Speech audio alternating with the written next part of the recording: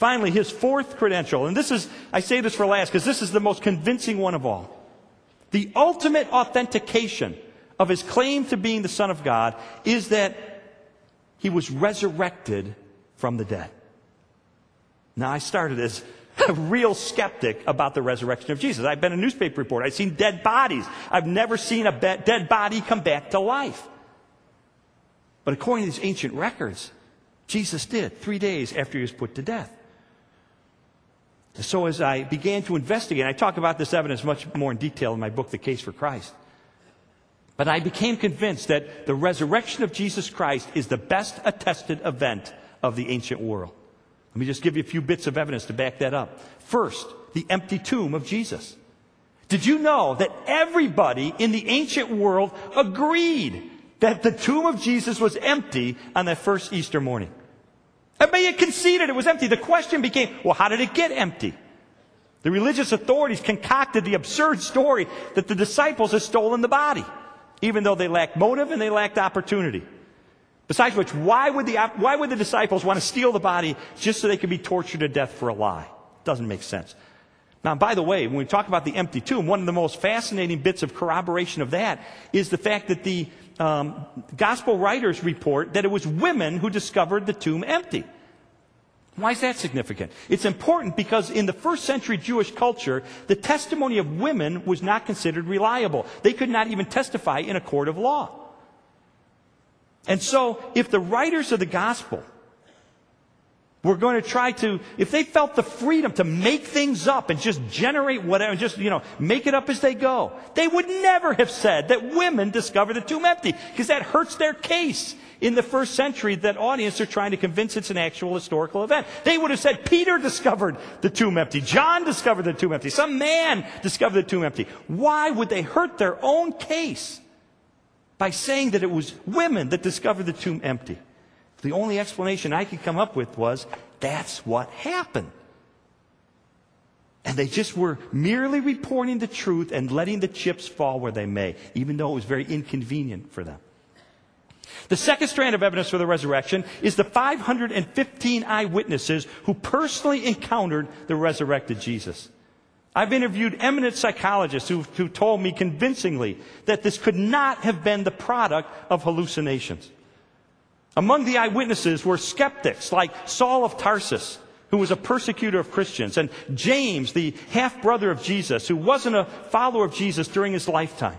Both were radically transformed when they encountered the resurrected Jesus. Saul turned into the Apostle Paul, the greatest missionary of all time, and James converted and becoming a leader in the early church. Both of them and the disciples were willing to die, declaring that Jesus Christ really is the unique Son of God who proved it by returning from the dead. Now you might say, well, people have died for religious beliefs all through history.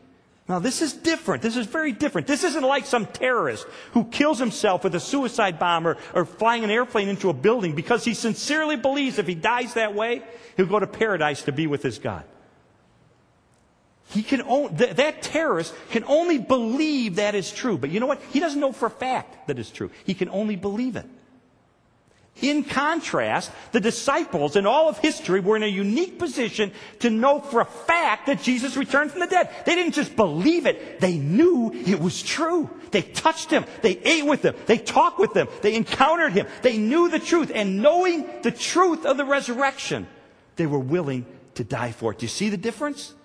The terrorist can't know the truth. He can only believe it and hope it's true. And yeah, he's willing to die. In contrast, the disciples knew the truth, and knowing the truth, were willing to die. And friends, nobody knowingly and willingly dies for a lie. Third strand of evidence is the early nature of these resurrection accounts. I mentioned earlier this creed of the early church that's preserved in 1 Corinthians chapter 15, verses 3 and following, that affirms the resurrection, lists the names of specific eyewitnesses, including skeptics, and it's been dated back as early as 24 months after the event. And the beliefs that make up that creed go right back to the cross itself. It would be unprecedented anywhere in the history of the world for legend to grow up that quickly and wipe out a solid core of historical truth. At the conclusion of my investigation, I found myself forced to agree with a guy who was sort of my hero when I went to law school.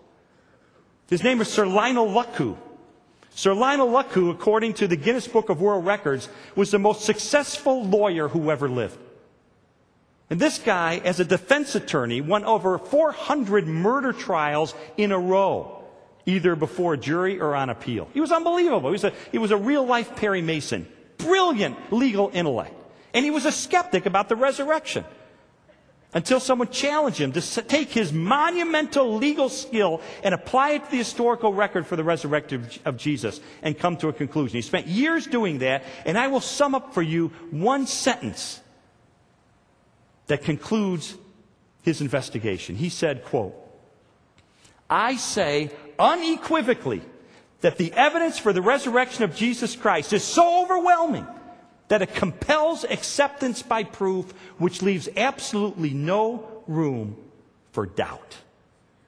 This from the greatest lawyer who ever lived.